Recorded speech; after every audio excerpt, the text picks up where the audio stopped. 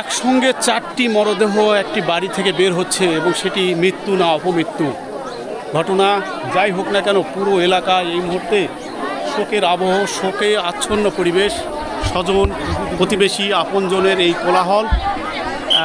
অসংখ্য মানুষ এসেছেন, প্রশ্ন ছুটছেন কিভাবে ঘটলো, কেন এই নির্মমভাবে দুই শিশুকে হত্যা করা হলো।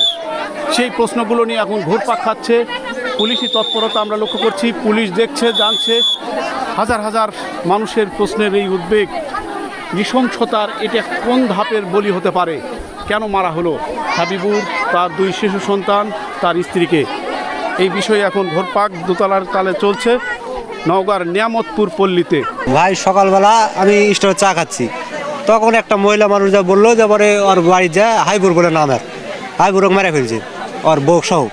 কিছুক্ষণ পর শোনা যাচ্ছে যে ওর শাল বল তামান মেরে ফেলছে। তারপরে আমরা দৌড়ে আসছিলাম, গায়ের লোক আরও অনেক আসলো, এই খলিল টলিল এই সেই আরও লোকজন, মানে আশপাশের লোকজন ছিল।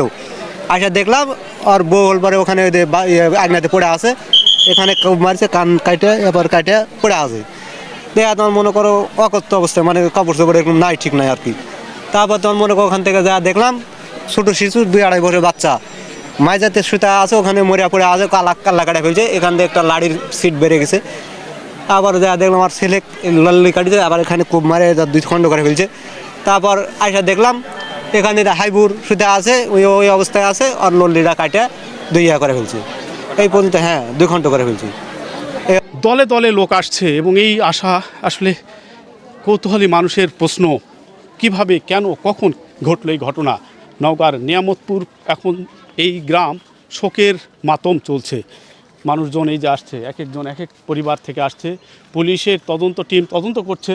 তবে যে ঘটনাই ঘটুক না কেন, এই অঞ্চলের মানুষের এই বিষয়টির সঙ্গে মোটেও পরিচিত ছিল না। আমরা দেখছি যে পুলিশের দফায় ইউনিট সিন, পুলিশের যে তদন্ত টিম রয়েছে, ক্রাইম সিন রয়েছে, সেই ক্রাইম সিনের তদন্ত চলছে। রাজশাহী ডিআইজি এবং নওগাঁ পুলিশের উচ্চতম কর্মকর্তাদের এই তদন্ত আমরা দেখছি। সব মিলিয়ে এই ঘটনার প্রকৃত নেপথ্যের কারণ হয়তো পরবর্তী ধাপে আমরা জানাতে পারবো, এবং সেই পর্যন্ত আমরা আপনাদের সাথে থাকার প্রত্যয় আশা করছি।